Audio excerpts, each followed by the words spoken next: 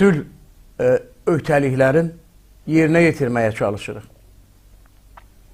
Ancaq bu erməninin xislətini dəyişərmi? Əlbəttə yox. Sən deməyəsən, benzinin də milliyyəti varmış. Baxmayaraq ki, Azərbaycanın göndərdiyi benzinin qiyməti Ermənistandakı bu günə qədər olan qiymətdən çox aşağıdır. Amma ermənilər bunu həzm edə bilmirlər. Özünə müxalifətçi deyən, Rusiyanın kuklası rolunu oynayan bütün siyasətçilər Azərbaycan benzinin öz avtomobillərinizə doldurmayın deyə bar-bar bağırırlar. Sosial şəbəkələrdə, Facebookda, Instagramda, Telegram kanallarda harda mümkündürsə çağırışlar edirlər ki, Azərbaycan benzinin boykot etsinlər. Düşünebilirsinizmi? Sən deməyəsən, benzinin adı varmış, soyadı varmış. Sən deməyəsən, benzinin oktan ədədindən başqa həm də milliyyəti varmış.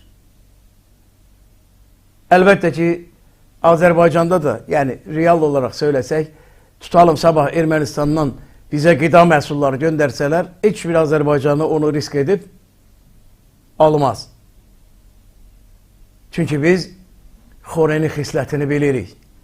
Əziz dostlar, bəlkə unutmuş olarsınız, mən sizə söyləmişdim. Yenicə 1-ci Qarabağ savaşı başlayanda Laçın rayonunun ərazisində bir təxribatçı ermənini bizimkilər tutmuşdular.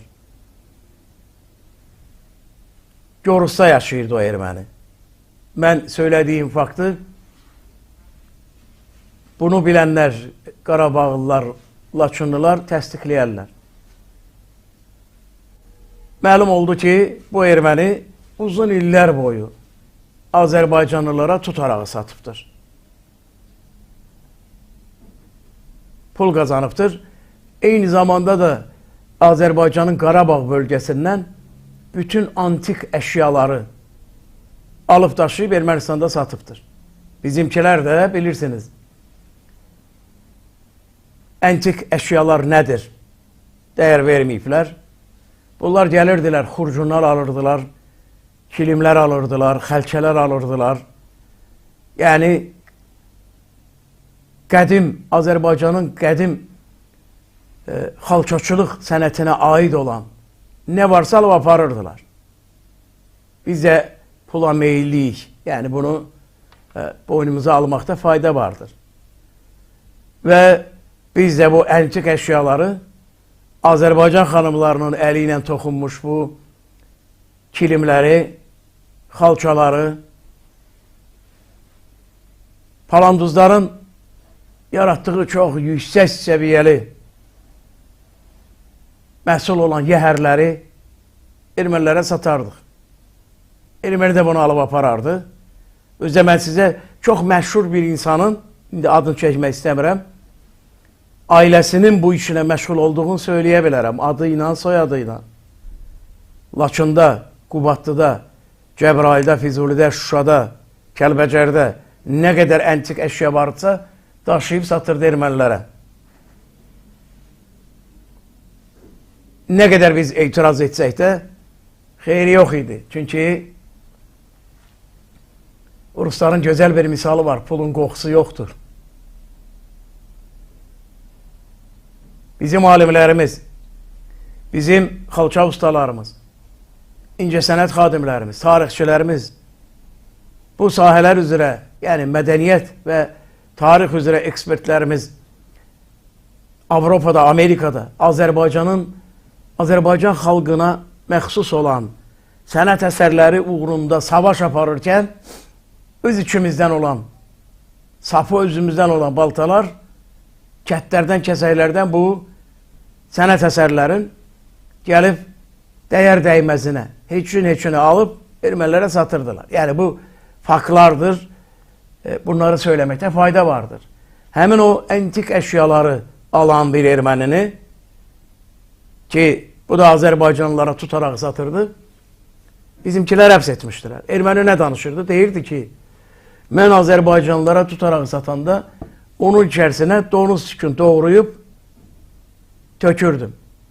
Donuz tükün.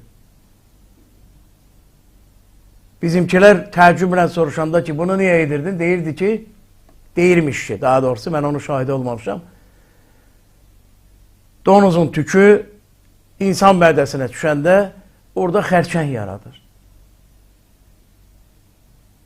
Demək bu məlun həm Azərbaycanlılardan antik əşyalar alıb aparır, 100 qat qiymətinə satır.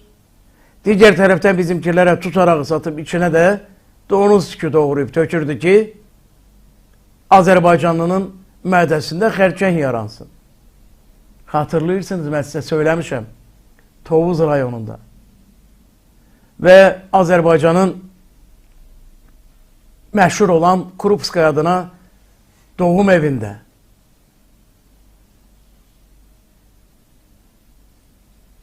erməni tibb bacıları veya həkimləri doğulan Azərbaycanlı oğlan uşaqlarının yumurtalıqların əlləri ilə əzirlərmiş ki, onları kişilikdən məhrum etsinlər. Tovuz rayonunun ərazisini tərk etmiş Lidiya, səhv eləmirəmsə adı, bunu mən sizə bir neçə il bundan qabaqki verilişlərimdə söyləmişəm əziz dostlar.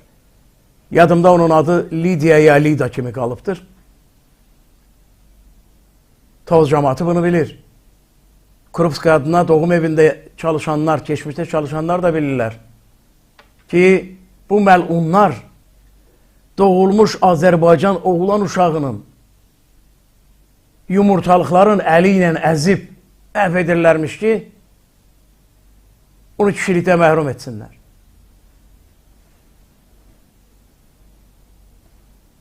Nələr sayaq? Nələrdən danışaq? Doğulmuş, hələ 40'ı çıxmamış, 7'si çıxmamış, indi doğulmuş oğlan uşağına əl uzadan bir məluna bəşər övladı deyilərmi? Deyə bilərsiniz ki, bu bəşər övladıdır, bu insandır. Bu faktlar tarixdə vardır və bunu Azərbaycanda bilməyən yoxdur.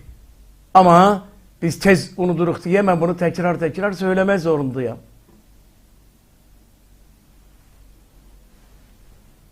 İndi biz benzin satmışıq, bunların yalvarışları ilə, bunların xahişi ilə Vage Avanesyan, Edmund Moruxyan, yanların hamısı Azərbaycan benzinin baykot edin deyə barbar bağırırlar. Paşinyan məcbur olaraq çıxıb deyir ki, biz sülh yolunda Azərbaycanla qarşılıqlı ticarət etmək istəyirik və biz də Azərbaycana nəsə mal göndərəcəyik. Ancaq ermənilər deyirlər ki, söylədim sizə dönən əziz dostlar, Edmund Moruxyan bu Nikol Paşinyanın xüsusi tapşırıqlar üzrə səhveri sayılırdı. Faşistin, nasistin və şovinistin biridir. Azərbaycana və Türkiyəyə dırnağından tükünə qədər nifrət edir. Bütün açıqlamaların oxuyanda, işləndə görürsən ki, bu dəhşətli dərəcədə bir zəhərlənmiş elementdir. Bəlkə də elə o cürdə doğulubdur. Çünki xoren üçün nifrət yanacaq sayılır. Xoren üçün, vazgen üçün, qurgen üçün Azərbaycana və Türkiyə nifrət onun tarixi yanacağıdır. Onun ideoloji motivasiyasıdır. Onun çörəyidir. Xoren sənə nifrət etməsə, ona heç kəs çörək verməyəcəkdir. Xoreni qızışdıran, silahlandıran, informasiya dəstəyi verən, geyindirən, kecindirən, yedizdirən, ikizdirən qüvvələr ondan onu tələb edirlər. Azərbaycanın əleyhinə danışacaqsın. Azərbaycan türkünə, Anadolu türkünə nifrət edəcəksin deyə ona şərt qoyurlar.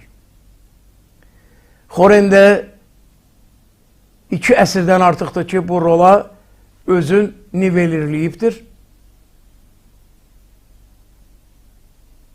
Və bütün irəli sürülmüş tezisləri, narrativləri tutuquşu kimi təkrar söylüyor. Köhnə patifon kimi. Dünyanın ən qədim milləti, dünyanın ən qədim sivilizasiyasının daşıyıcısı olan millət, dövlət səviyyəsində birinci xristiyanlığı qəbul edən, soyqırıma məruz qalan, tərk edilmiş və s. və ilaxır kimi uydurma tezislərlə yüklənmiş Xoren sürüsü. Bu tezisləri bunlar A-dan Z-ə qədər əzbərləyiblər və onların arxasında duran qüvvələr də bundan məmnuniyyətlə istifadə edirlər. Dünən Mariya Zaxarova özünün ənənəvi briefingində deyir ki, İrəvanla Bakının arasındakı yaxınlaşmadan Moskva çox məmnundur. Yalanın miqyasına baxın.